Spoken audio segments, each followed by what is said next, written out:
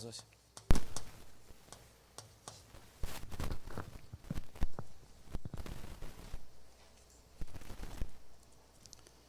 여기 로마서 16장 14절에 나오는 사람들이 이름이 있습니다.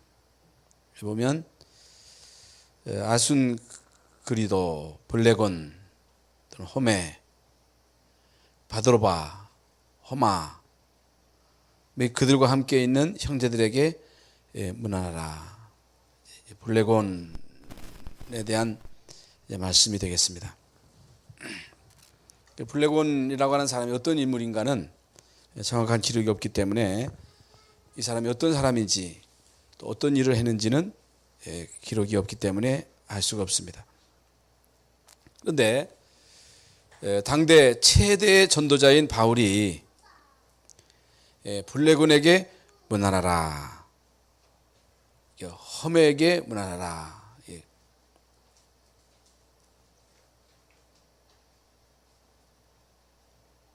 또 아순그리도에게 문안하라.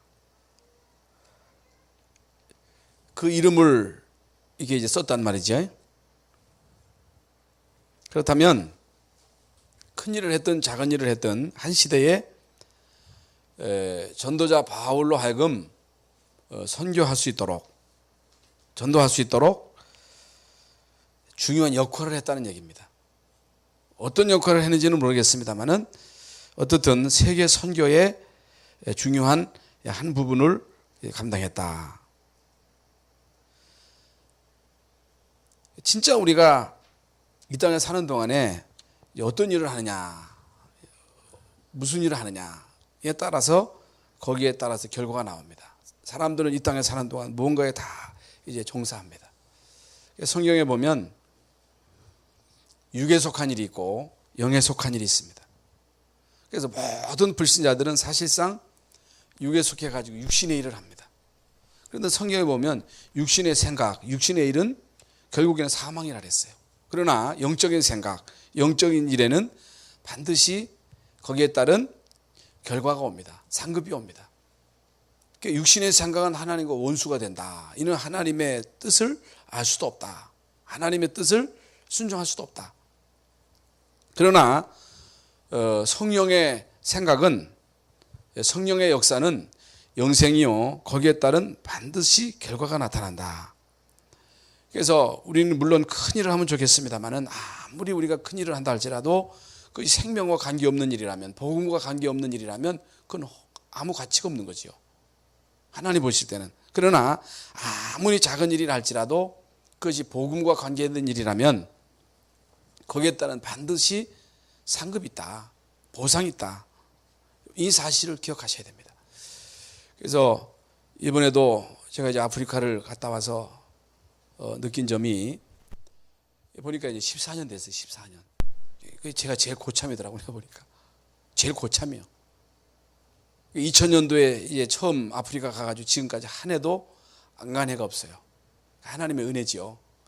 그래서 이번에 이제 그 부산에 있는 그 부산의 제일 큰 순복음교회 이제 원로 목사님이 오셨더라고. 원로 목사님이 이제 20년 전에 연결이 돼가지고 그분이 오셨는데, 그분이 이제 한 2, 3세 됐는데 은퇴하시니까요, 이분이요 완전 할아버지가 된 거예요.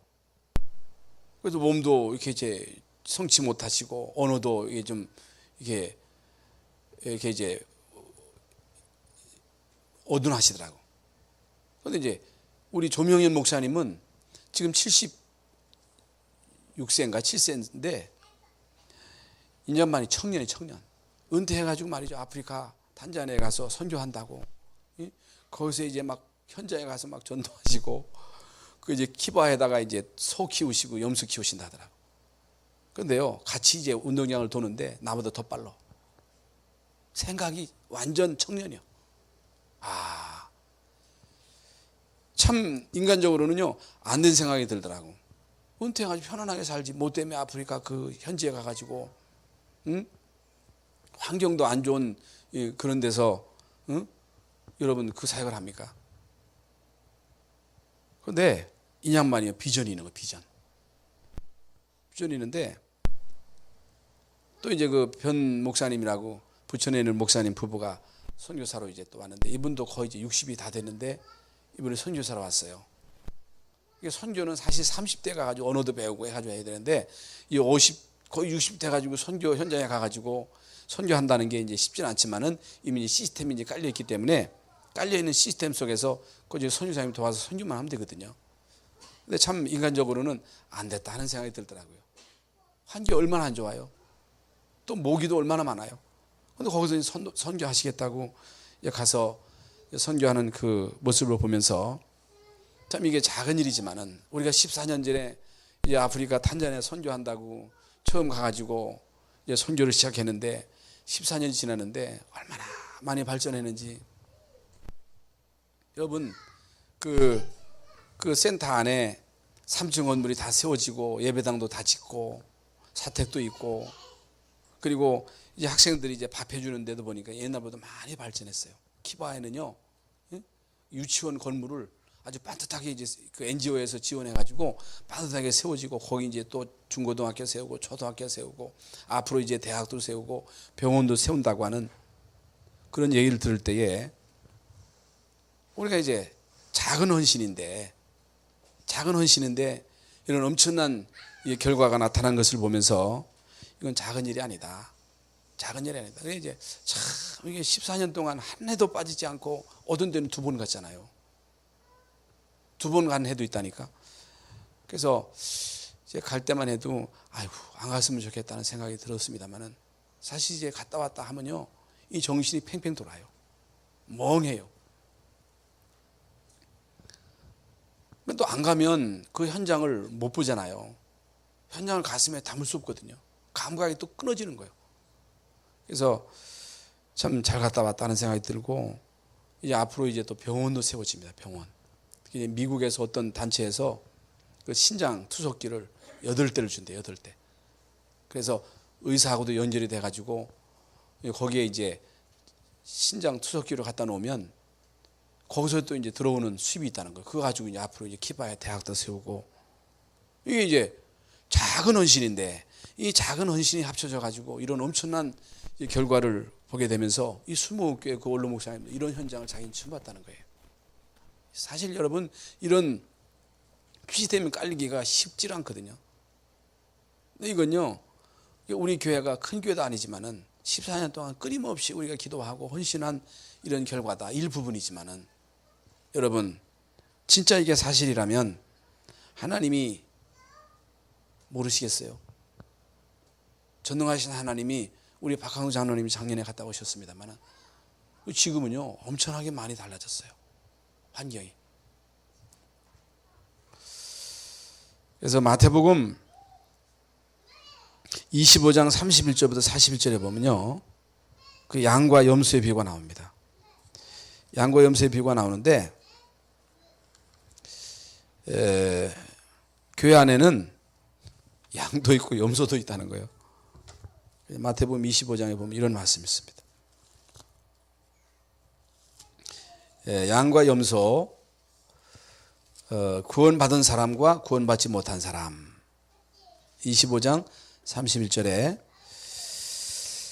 33절에 양은 그 오른편에 염소는 왼편에 두리라. 그때 임금이 그 오른편에 있는 자들에게 이르되 내 아버지께 복받을 자들이여 나와 창세로부터 너희를 위하여 예비된 나라를 상속받으라. 내가 줄일 때 너희가 먹을 것을 주었고 목마를 때 마시게 하였고 나그네 되었을 때 영접하였고 헐벗었을 때 옷을 입혔고 병들었을 때 보았고 옥에 갇혔을 때 와서 보았느니라. 이에 의인들이 대답하여 이르되 주여 우리가 어느 때에 주께서 줄이신 것을 보고 음식을 대접하였으며 목마르신 것을 보고 마시게 하였나이까. 어느 때에 나그네 되신 것을 보고 영접하였으며 헐벗으신 것을 보고 옷 입혔나이까. 어느 때에 병드신 것이나 옥에 갇히신 것을 보고 가서 배웠나이까 하리니 임금이 대답하여 이르시되 내가 진실로 너에게 이르노니 너희가 여기 내 형제 중에 지극히 작은 자 하나에게 한 것이 곧 내게 한 것이니라 하시고. 여러분 지극히 작은 자에게 한 것이 내게 한 것이다.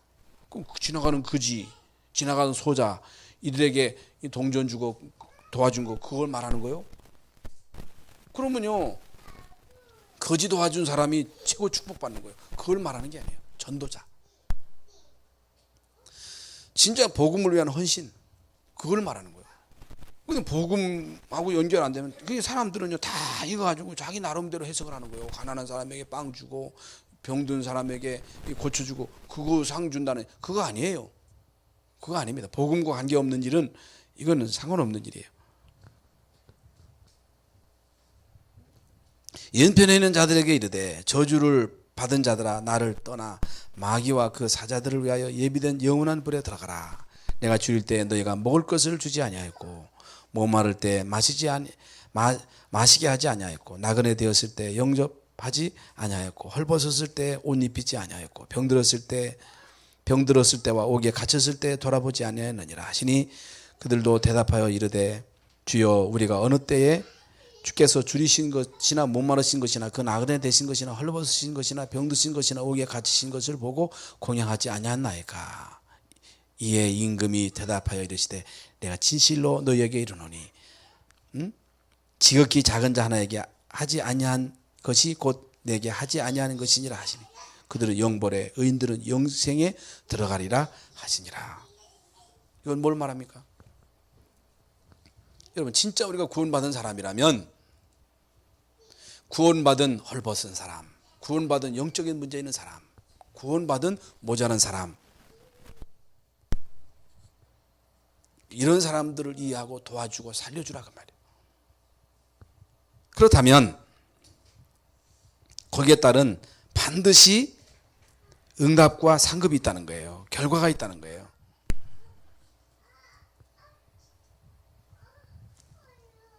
지금 말씀드린 대로 이 말씀은 착하면 좋은 일 하면 천국 가고 좋은 일 안 하면 지옥 간다. 그걸 말하는 게 아닙니다. 복음과 관계에 있는 헌신을 말하는 거예요. 그러면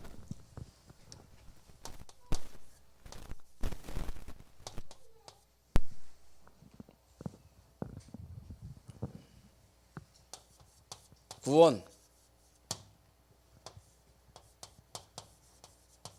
성령,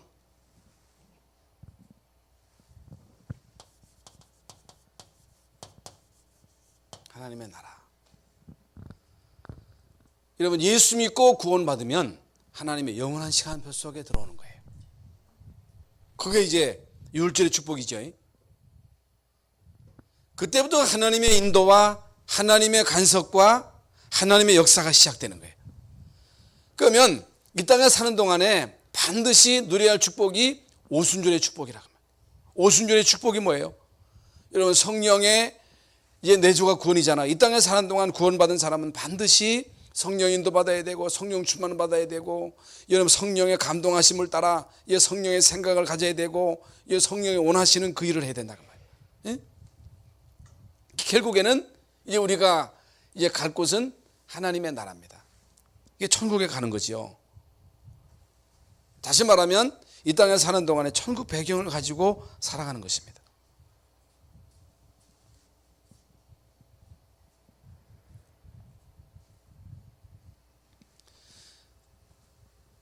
이게 이제 신앙생활은 간단한 거예요. 복잡한 게 아니에요. 구원받은 우리는 이 땅에 사는 동안에 어떻게 하면 우리가 성령 인도 받을까? 어떻게 하면 성령 충만 받을까? 예? 그리고 어떻게 하면 하늘나라의 이 배경을 누릴 것인가? 이게 답니다. 여러분 이 비밀을 모르면 이 땅에 사는 동안에 실제로 승리의 삶을 못 살아요. 결국에는 이 땅에 사는 동안에 의식주에 묶일 수밖에 없습니다. 환경에 묶일 수밖에 없는 거예요. 인간 관계 속에서 오는 그 수많은 갈등이 휘말릴 수밖에 없는 거예요.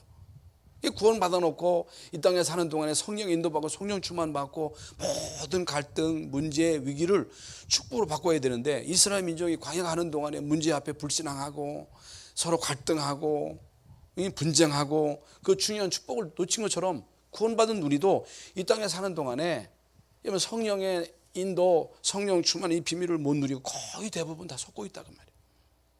안타깝지요. 그러면 어떻게 하면 됩니까? 이 중요한 게 뭡니까? 예배잖아요. 예배. 구원받은 사람들은 불신자들은요 예배를 모릅니다. 그러나 구원받은 우리에게 있어도 최고의 축복이 뭐냐? 예배입니다. 왜 우리가 예배를 드리느냐? 예배를 드리는 목적은 물론 여러 가지가 있으면 찬송도 하고 기도도 하고 예물도 드리지만은 예배를 통해서 하나님이 우리에게 뭘 주시느냐? 말씀을 주십니다. 말씀. 여러분 말씀을 붙잡고 성령의 인도를 받아야 돼요. 여러분 말씀이 여러분에게 성취되는 것이 이게 바로 성령 충만입니다. 그래서 우리가 진짜 예배에 승리한다는 얘기는 예배 시간에 주시는 그 말씀이 하나님의 말씀이거든요. 왜 우리에게 강단에서 말씀을 주십니까? 그 말씀을 우리의 삶 속에 성취시키기 위해서 말씀을 주시는 거예요. 그렇기 때문에 여러분 이 말씀을 붙잡고 조금만 여러분 생각하고 기도하면 이제 말씀을 통해서 우리에게 성령 충만을 주십니다. 말씀을 따라가는 것이거든요. 그러면 매일입니다. 매일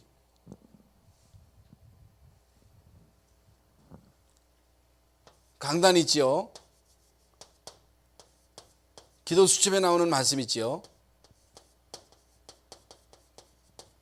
그러니까 이 강단의 말씀을 우리가 다 기억하면 좋겠습니다만은 아침에 일어날 때마다 우리가 강단 말씀을 생각만 해도 기도 수첩에 나오는 그 내용을 우리가 제목만 붙잡아도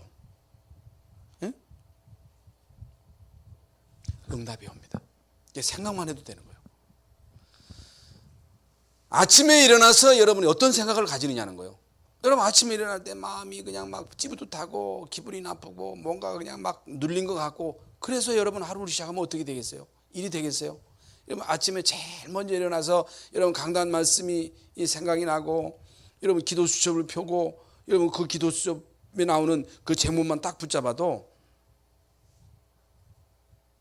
하루가 달라집니다. 반드시 달라져요. 그리고 이제 밤에 잘 때 또 이제 말씀을 생각하고 기도하고 잠자고 그러면요 반드시 여러분의 삶 속에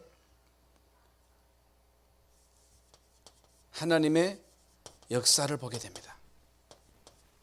이게 이제 안 되는 거예요. 가장 중요한 기본이지만. 그러면 진짜 우리가 이런 삶이 되어지면 뭐가 보여지느냐? 영적인 문제가 보입니다.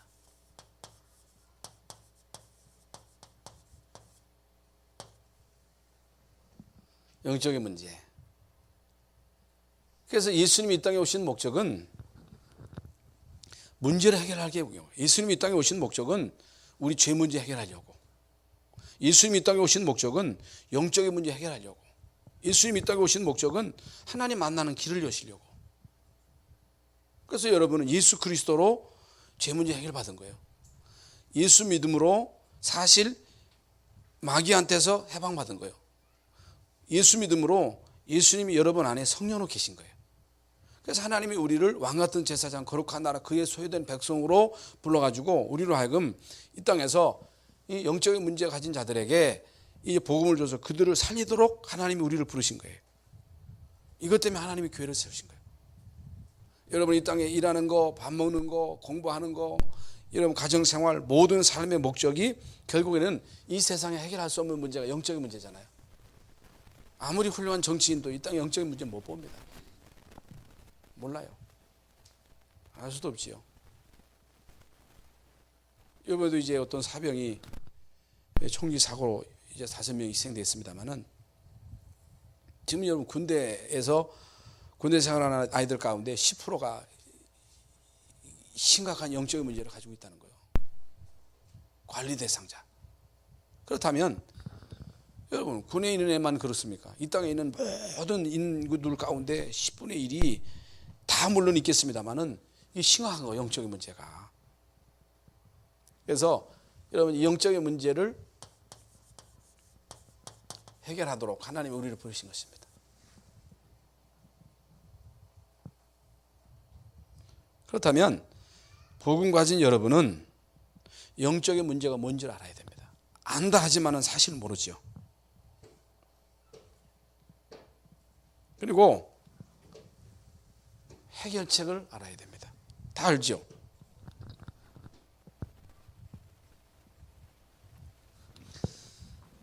여러분이 정말로 영적인 문제를 알고 영적인 문제에 대한 해답을 안다면 영적인 문제 있는 사람들 볼 때 제일 먼저 생기는 마음이 뭡니까? 어떤 마음이 생겨요? 그래서 물론 뭐 우리 한국 현장도 마찬가지입니다만은 아프리카 현장이 열악하잖아요. 환경이.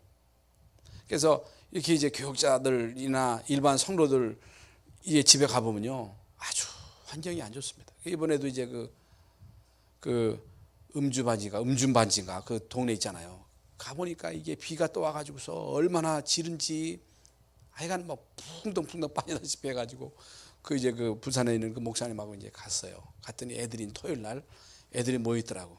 거기서 이제 또 목사님들이 메시지하고 그리고 이제 그 사택에 이제 안내해가지고 들어가는데 그 흠침한 사택인데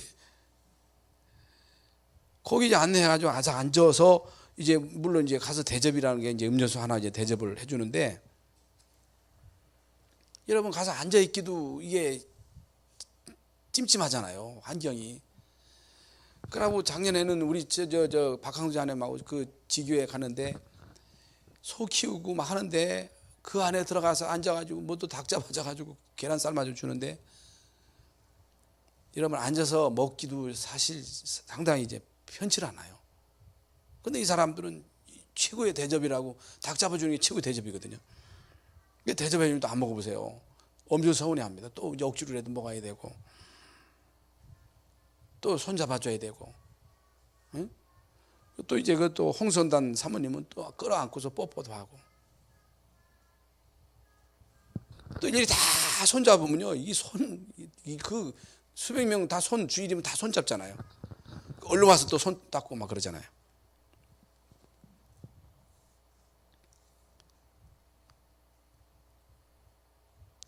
사실 껍데기가 검면서 그렇지 인간은 다 똑같단 말이죠. 그러니까 아프리카나 우리 한국도 마찬가지라니까. 별의별 사람 다 있잖아요. 물론 뭐 엘리트도 있고 그렇지 않은 사람도 있고 가난한 사람도 있고 또 부유한 사람도 있고 이제 교회 안에는 이런저런 많은 종류의 사람들이 있잖아요. 그런데 이제 특히 이제 아프리카에서 선교하는 선교사님들이 그런 사람들을 볼 때 경멸히 여기는 마음을 가지면 선교가 되겠어요?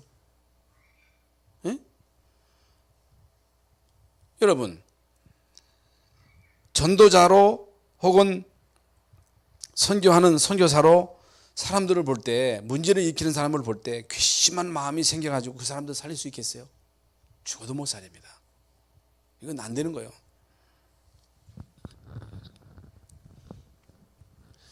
불신자든 신자든요 사실 영적인 문제가 심각한 사람이 있습니다. 삶이 안 돼요.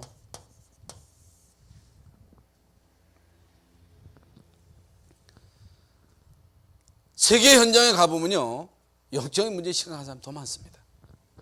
이런 사람들을 볼 때 우리 마음속에 막 경멸적인 마음이 생기고 무시되고 그러면 그 사람들을 살릴 수 있겠느냐 그 말이에요.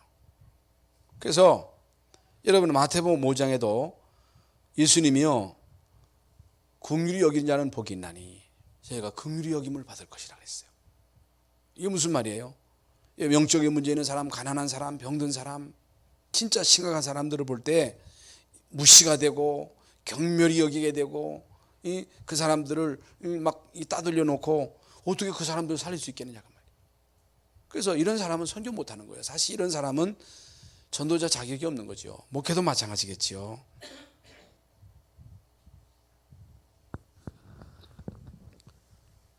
긍휼입니다.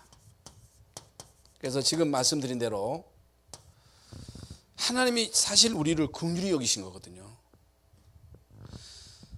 하나님이 우리를 긍휼히 여기지 않았다면 우리는 구원 못 받은 거예요. 하나님이 여러분을 괘씸히 여겼다면, 그래서 여러분이 행한 대로 부응하셨다면 나는 1000번, 10,000번 죽었을 거예요. 하나님 앞에. 아니요, 나는 의인이야. 나는 착한 사람이야. 나는 잘못한 게 없어. 이러면 할 말이 없는 거죠. 그러나 만약에 하나님이 우리에게 이 긍휼을 베풀지 않았다면 우리는 하나님 앞에 설 수 없어요. 설 수 없습니다. 하나님이 제일 먼저 우리에게 긍휼을 베푸신 거예요. 불쌍히 여기신 거예요. 그래서 바디메오가 다윗의 자손 예수여 나를 불쌍히 여기소서 그랬어요. 긍휼히 여겨달라 그랬어요. 그런데 사람들은요 무시했어요. 왜? 거지라고, 소경이라고. 많은 무리들이 예수님을 따를 때 이 바디메오는 다윗의 자손 예수여 나를 불쌍히 여기소서 할 때 제자들이 있었어요. 거기에 많은 무리들이 따랐어요. 무시했어요. 너 같은 주제에, 거지 주제, 소경 주제에 무슨 예수님이냐 해가지고 무시했습니다만은 예수님이 가시던 말걸음을 딱 멈추시고 누구냐, 누구냐, 응? 누가 나를 부르느냐 할 때 이 사람이 더 크게 소리 지른 거예요. 오라 그랬어요. 내 소원이 뭐냐? 내 소원이 뭐냐? 보기를 원합니다. 예수님이요 그 바디메오를 불쌍히 여기시고 그 소경을 고치셨잖아요. 구원해 주셨잖아요.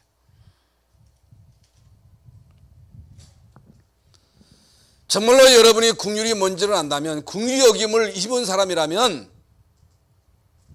사람들을 볼 때에 어떤 마음이 생겨야 돼요? 긍휼히 여기는 마음이 생겨야 됩니다. 마태복음 9장 35절에도 예수님이 제자들에게 제일 먼저 현장을 보여주신 거예요. 목자 없는 양과 같이 유리 방황하는 인생들. 모든 인간들이 하나님을 목자로 삼고 하나님의 인도하심을 따라 살아야 되는데 목자 없는 양과 같이 유리 방황하는 인생, 사탄에게 잡혀서 귀신에게 잡힌 거거든요. 여러분 그 군인을 볼 때 저런 놈이 어디 있어, 저런 괘씸한 놈이 청살시켜야 돼, 물론 맞지요. 그러나 이 사람이 영적인 문제가 얼마나 심각했으면, 얼마나 영적인 문제가 심각했으면 그런 일을 저질렀겠어요. 응? 아버지 엄마는 아들 낳았다고 말이지요. 몇 국 먹고 얼마나 좋아했겠어요. 응? 군대 보내놓고 얼마나 애를 졸렸겠어요. 가슴이 아프잖아요, 사실.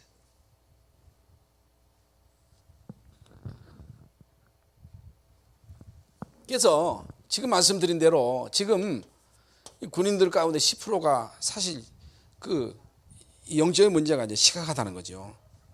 그러면 이 땅에 엘리트는 영적인 문제 없어요. 정치인들은 없어요. 체육인들 없어요. 응?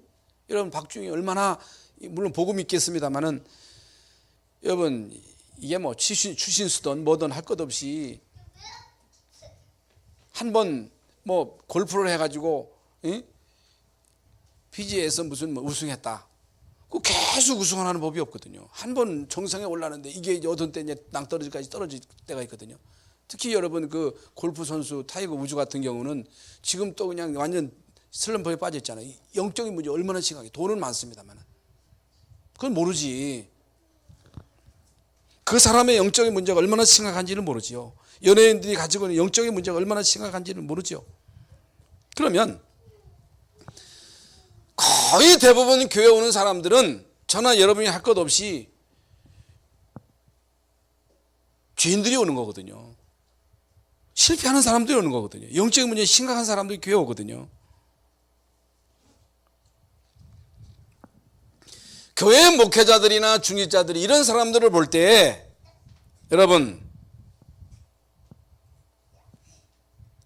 긍휼히 여길 마음이 없이 멸시하거나 무시하거나 경멸히 여긴다면 사실 중요한 축복은 다 놓치는 거거든요.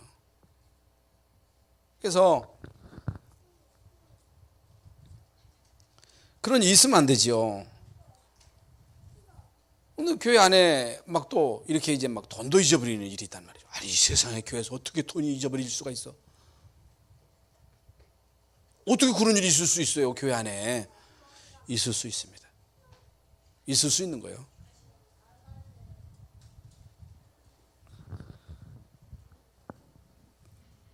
그게 바로 영적인 문제입니다. 그게 바로 심각한 영적인 문제예요. 이런 사람들을 볼 때 우리가 무시하고 그 사람들을 멸시하고 이 사람들을 제껴놓고 그러면요, 사실상 우리는 사람을 살릴 수 있는 사람은 아닙니다. 사람을 살릴 수 있는 그런 사람들은 못 되는 거예요. 이런 사람들 살리라고 하나님이 우리를 부르신 거거든요. 이런 사람들을 답주라고 하나님이 교회를 세운 거거든요. 이번에 이제 그 조명희 목사님이 그런 얘기를 하시더라고요. 그 천안에서 어린이집을 하는 그런 권사님이 있는데 너무너무 안 되는 거야. 그게 왜 안 되느냐? 이 원생 가운데 간질한 아이가 간질한 애. 아주 그 또라이 같은 그런 애가 있어가지고 오는 애들 계속 막 괴롭히니까 안 되는 거예요. 안 보내는 거야. 그래서 이런 안 되는 어린이집을 어떤 권사님이 인수를 했다는 거예요. 그래서 이 목사님이 매일 가가지고 그 아이에게 예수님을 영접시키고 말씀을 주고 기도하고 그러는데 이 아이가요, 간질한 애가 예수님을 영접하고 말씀을 듣고 한 달이 지나고 두 달이 지나는데 간질을 안 하는 거예요. 간질을 하던 애가 매일 거의 간질하던 아이가 이런 간질하는 아이가 있으니 보내겠어요? 그런 아이 안 받거든요. 문제 심각한 아이들은요 안 받습니다. 왜냐하면 이래들이 와가지고 막 때리면요 안 보내거든요. 근데 가가지고 계속 말씀 운동을 했는데 이 아이가 이제 치유가 된 거예요. 그러니까 이제 소문이 나가지고 말이죠. 이제는 줄을 쓰고 있다는 거야.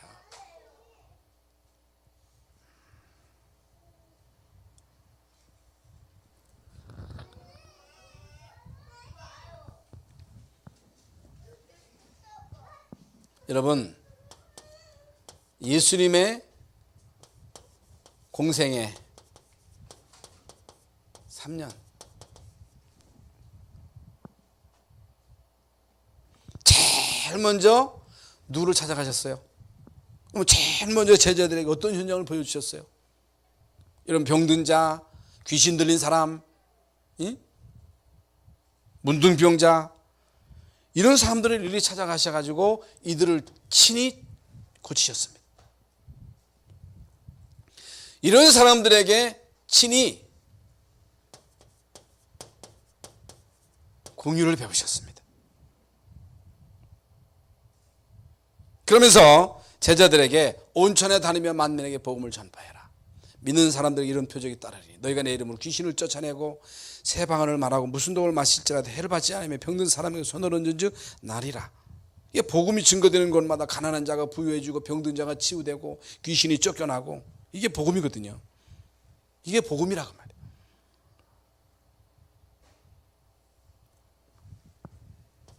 여러분, 베드로도 사도행전 3장에 성전 미문에 있는 안진뱅이를 나서는 예수 이름으로 일으켰잖아요. 사도행전 13장, 16장, 19장도 이제 완전 악한 영에게 잡혀가지고 귀신 들려가지고 점치고 우상 숭배하고 영적인 문제로 정신 문제로 고통당하는 자들에게 그리스도 치유해주고 그 사람들을 회복시킨 게 바로 바울의 사역입니다. 그래서 이 땅에 많은 복지가 있잖아요. 복지 혹은 문화사역이 있습니다.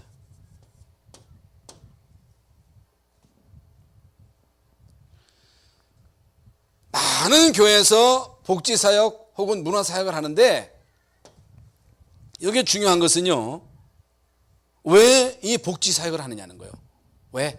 왜 우리가 문화사역을 해야 되느냐. 여기서 가장 중요한 게 뭐냐. 물론 공부도 많이 해야 되고 경험도 많이 가진 사람이 이런 사람들 하면 좋겠습니다만은 여러분, 사람들의 영적인 상태를 보고 사람들의 영적인 상태를 제대로 보고 여러분 이 사람들에게 진짜 그리스도로 답을 줘가지고 이 사람들의 영혼을 치유해주는 영적인 문제를 치유해주는 이런 사역이 우선돼야 되잖아요. 그것이 목적이 돼야 되잖아요. 여러분 진짜 이런 목적을 가지고 우리가 어린이 사역을 하고 이것을 위해서 복지 사역을 하고 이것을 위해서 문화 사역을 한다면 이게 다 전도 선교의 문이잖아요. 엄청난 문이잖아요.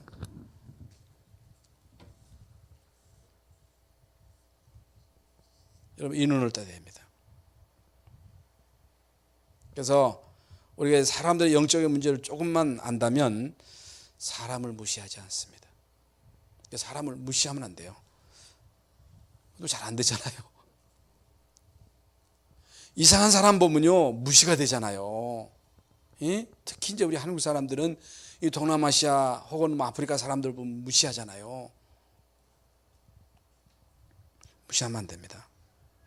무시하면 그 사람들 못 살립니다. 긍휼히 여기는 마음이 없으면 절대로 사람을 상대할 수도 없고 그 사람을 못 살립니다. 우리 한번 뭐 1년에 한 번 가면 되겠습니다만 아프리카에서 사는 그 선교사가 말이죠. 그 사람들을 불쌍히 여겨야지 그 사람들 무시하면 그 사람들하고 어떻게 상대를 하겠어요. 사실 이완희 선교사람들 25년 동안 그래서 사역하면서 참 이 사람들의 근성은요. 그러니까 이 사람들은 그렇게 이제 은혜를 입고도 고마운 줄 물론 뭐 속으로 표현을 할지는 모르겠습니다만 고맙습니다. 그런 말을 잘 못해요. 남 대접할지도 몰라. 그래도 이제 한국에 갔다 온 사람들은 여기서 이제 막 성도들이 대접하는 걸 보고 이제 대접을 하지 그 대접을 모른다. 시켜서 한다니까. 다시 말씀을 드립니다. 여러분 인간의 영적인 문제를 조금이라도 안다면 사람을 무시하지 않습니다. 여러분 사람을 무시하면 사람을 살릴 수가 없습니다. 그래서 복음이 뭐냐?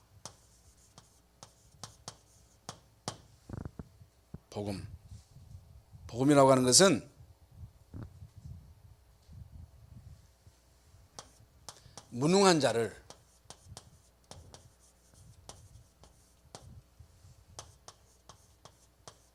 유능한 자로 바꾸는 거예요.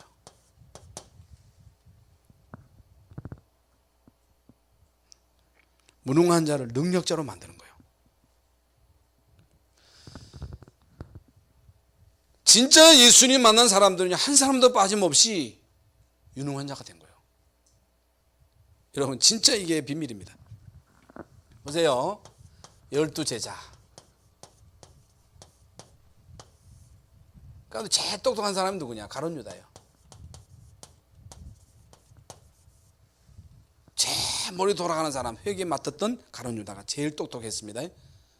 이 사람들은요, 이 사람은 예수님 배반한 자가 됐어요. 그러나 11제자는 다 무능한 자였습니다만은 이 사람들요, 유능한 자로 다 만드신 거예요. 베드로, 어부였잖아요, 어부. 그런데 능력자로 만들었다니까. 오네시모. 이게 도둑이에요, 도둑. 강도. 응? 빌레몬 집에서 종로로 타고 있다가 이 도둑질했다가 감옥에 가가지고 거기서 바울 만나가지고 이 사람이 바뀌어가지고서 결국에는 아주 중요한 제자가 되었죠.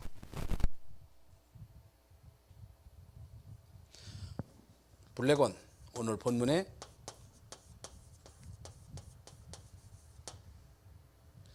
노예였을 수도 있다는 그런 기록이 있습니다.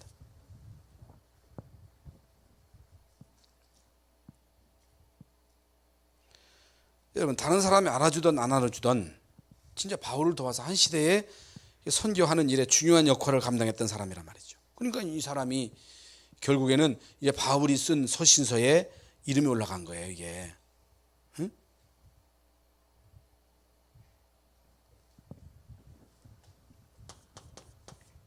우리 한국 초창기 복음 받은 사람들이 거의 대부분 여자입니다. 어린입니다. 그래서 저희 이제 고향교회도 거의 대부분 여자들, 남자들 안 나와. 그러니까 애들. 근데 진짜 복음 받은 사람 다 축복 받았어요. 거기서 박사도 나오고 교수도 나오고 목사도 나오고 보잘것없는 사람들이 복음을 받아가지고 다 이 사람들이 축복을 받은 거예요. 여러분 진짜 복음 들어간 동네를 가보세요. 시골 동네. 그리고 한국 선교 초창기에는요, 거의 대부분 이 서민층으로 이 복음이, 일본은 상류층이잖아요. 상류층으로 복음이 들어가가지고 여러분 그 상류층이 복음 받으면 다 복음만 될 줄 아는, 일본은 결국에는 복음이 상류층에 머물러 버린 거예요. 그러나 우리 한국에는 가난한 사람, 병든 사람, 어린이, 여자들, 이 사람들이 복음을 받아가지고 이 사람들을 통해서 결국에는 하나님이 역사하신 거예요. 이렇게 무능한 자들에게 하나님의 이 복음의 능력, 성령의 능력이 임함으로 인해서 이들을 통해서 우리 한국교회가 부흥된 거예요.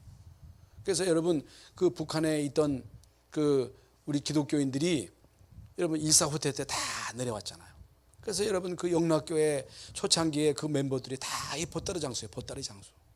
여자들 다 보따리 장수하던 사람들이 이 보따리 장수 해가지고 이 사람들이 교회를 일구고, 응? 그래서 여러분 우리 한국에 그래도 이 장로교회 모체에 영락교회를 세운 거예요. 다시 말씀을 드립니다. 복음은요, 무능한 자를 유능한 자로 만듭니다. 이 복음은요, 가난한 자를 부유하게 하는 거예요. 복음이 들어가는 데마다 모든 병든 자들을 치유해 주는 거예요. 영적인 문제를 치유할 수 있는 유일한 답은 복음밖에 없다는 사실. 우리 한국도 마찬가지입니다만은 이 복음이 이 밑바닥에 들어와 가지고 이 사람들이 복음을 받아 가지고 이 무능한 자들, 가난한 자들, 병든 자들이 복음을 받아서 이들을 통해서 우리 한국 교회가 이렇게 이제 세계 선교에 이 중요한 역할을 감당할 수 있었다는 말이에요. 지금 아프리카도 마찬가지예요. 어떤 선교사는요, 어떤 목사님들은 아프리카에 가서 상류층 가서 복음 전해야지, 이 맨날 말이지 그지 같은 사람, 이런 사람들이 무슨 선교해가지고 뭐가 되겠느냐. 여러분 아프리카 가면요, 가서 다 돈 털어줘야 되고, 이게 멍청한 소리라 말이에요. 이게 여러분 가면요, 그 목사님도 대접해줘야 되고, 선교사님 또 목사님 이런 목사님들 오면 그냥 와요. 또 바라카 또 결혼한다고 또 해가지고 또 7월달인가 8월달 결혼한다 하더라고.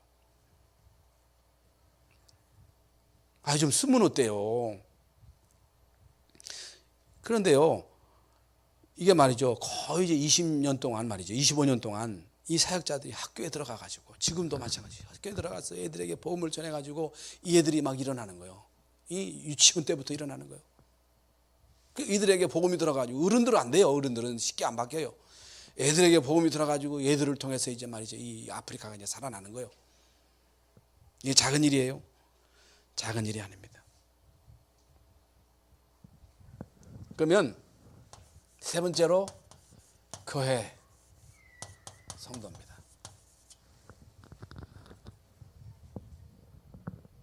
교회 내 성도들.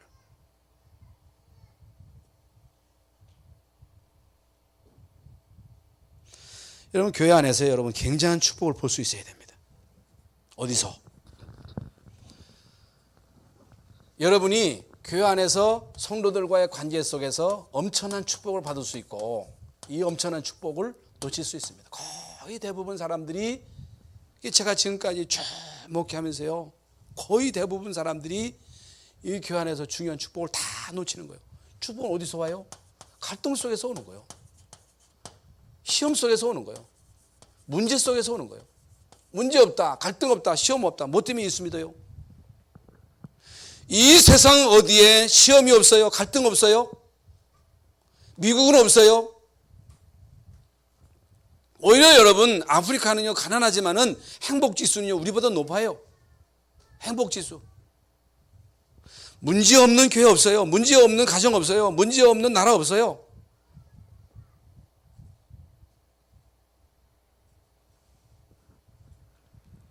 정말로 복음 가진 사람들은 이 교회 안에 갈등에 휘말리지 않습니다. 시험에 빠지지 않습니다. 진짜 이 복음의 비밀을 누리는 사람들은 분쟁에 휘말리지 않는다니까. 거의 대부분 사람들이 교회 안에서 갈등에 휘말리고, 시험에 휘말리고, 분쟁에 휘말리고, 중요한 축복을 다 놓치고, 신앙은 여러분대로 끝나는 게 아니잖아요. 저는요, 지금까지 쭉 목회하면서 제가 자주 얘기했습니다만, 대전 제1교회에서 교육전도사 할 때 이 교회 안에 두 표로 나뉘어가지고 싸우는데 말이죠, 얼마나 싸우는지 지금 생각하면 가슴이 맺어지도록 아픈 거야. 죽을 줄 모르고 어디서 감히 교회 안에서 그렇게 싸웁니까? 예? 이 사단의 앞잡이지. 아니 목사님이 여기 설교하는데 장로님이 여기 앉아가지고서 막 예배를 방해하고, 이게 죽으려고 환장한 거지, 속된 말로. 그게 이제 이 장로님이 나중에 회개하고 진짜 목사님을 잘 보필하는 그런 장로님이 됐습니다만 결국에는 암이 걸려가지고 이제 죽게 된 거야. 그래가지고 이 양반이 회개하고 그 목사님 찾아가지고, 목사님 내가 잘못했습니다, 내가 몰라서 그랬습니다, 회개하고 마지막 천국 가시는데요, 이게 암이 걸렸는데 이 양반이 교회로 오고 싶어도 못 오는 거야. 한 번 교회 가는 게 소원이라. 그래서 이 들것에 실려가지고 교회 오셨어. 회개했어요. 저는요 그걸 현장에 똑바로 봤거든요. 거기에 휘말렸던 모든 주인이 다 망했어요. 여러분 갈등에 휘말리면 안 됩니다. 시험에 휘말리면 안 돼요. 분쟁에 휘말리면 안 돼요. 갈등과 시험과 분쟁을 축복의 기회로 삼아야 돼요.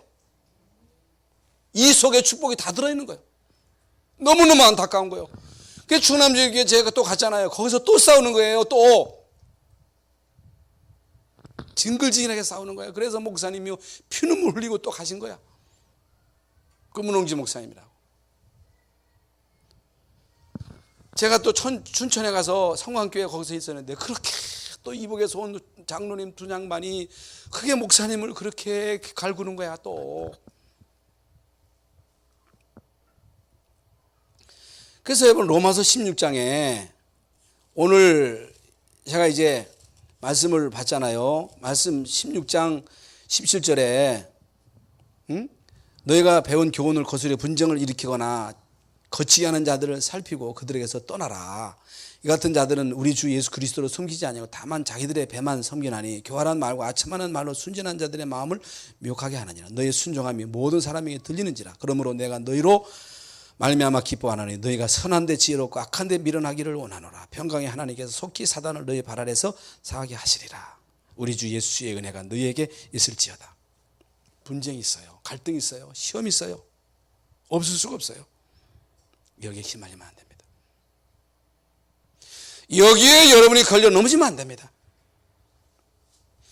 만약에 여러분이 승리하지 못하고 걸려 넘어지면 여러분 자녀들이 그걸 보고 또 넘어지는 거예요. 어떤 경우도 시험 들지 말아라. 여러분 좀 잘 믿어보려고 하지만은 이게 또 잘 안 된단 말이죠. 초신자들이 잘 믿어보려고 하는데 꼭 인간 관계 때문에 그래도 성도끼리 이 시험 당하는 거야 별 문제가 없겠습니다만, 만약에 목사님하고 관계가 안 좋으면요, 목회자하고 관계가 강단이 이게 안 되는 거야. 목사님이 죽도록 미운데 맨날 와서 쳐다봐야 되는데 익숙할 수도 없고 말이죠. 쳐다보는데 꼴도 보기 싫으면 어떻게 되겠어요? 강단 말씀을 못 듣는 거예요. 죽는 거예요. 못 사는 거예요. 제일 중요한 게 뭐냐? 강단이요. 물론 목회자가 잘해야 되겠지요. 목사의 사명이 그래서 중요한 거지요.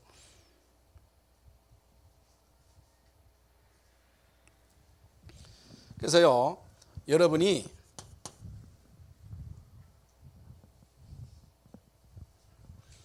로마서 16장 17절부터 20절 읽었지요. 그래서 축복받는 길, 여러분 갈등, 시험, 이 불신앙 이것만 뛰어넘으면 됩니다. 이걸 뛰어넘은 사람이 있으면 여호수아 갈렙은 불신앙을 뛰어넘었잖아요. 한계. 이번에 이제 제가 이제 아프리카에 가가지고 전도의 한계, 인간 이해의 한계, 이게 이제 인간 이해의 한계를 뛰어넘어야 되거든요. 기도의 한계를 뛰어넘어야 되거든요. 우리 생각의 한계를 뛰어넘어야 되거든요. 축복받는 길, 한계를 뛰어넘어라. 갈등을 뛰어넘어라. 이걸 축복의 기회로 삼아라.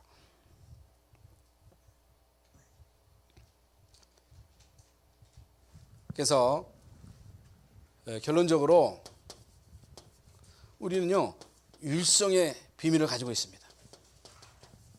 하나님 한 분이시고 그리스도도 한 분입니다. 성령 충만도 오직 유일한 힘입니다. 여러분 이 율성의 비밀을 계속 누리셔야 됩니다. 이거로 안 누리면 안 돼요. 그리스도가 모든 문제 해답이라면 진짜 이걸 누리면 다 끝나는 거거든요. 여러분 이걸 누려야 모든 한계를 뛰어넘을 수 있습니다.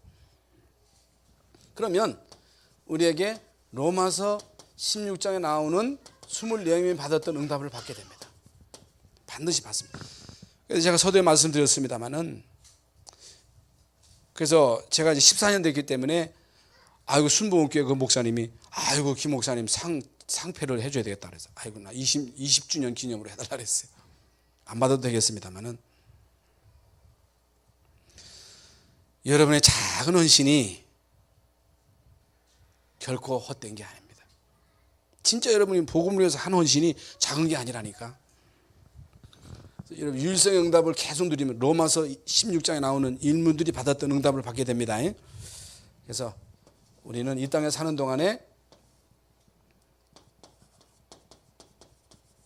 하늘나라의 시민권을 계속 누리시면서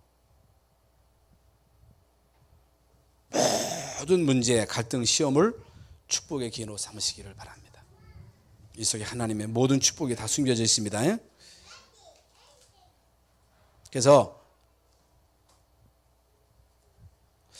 영적인 문제 있는 사람들을 보는 눈이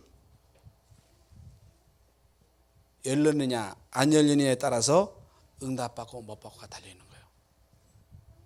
여러분 영적인 문제 있는 사람, 진짜 어려움 있는 사람, 문제 있는 사람, 이런 사람들을 제대로 보고 이 사람들에게 답을 주고, 무능한 자에게, 병든 자에게 이 영적인 문제에 답을 줘서 그 사람들 살리는 그 속에 축복이 다 들어있는 거예요. 교회는 이거 하면 다 되는 거예요. 여러분이 무엇을 하든지 이것만 하면 다 된다니까.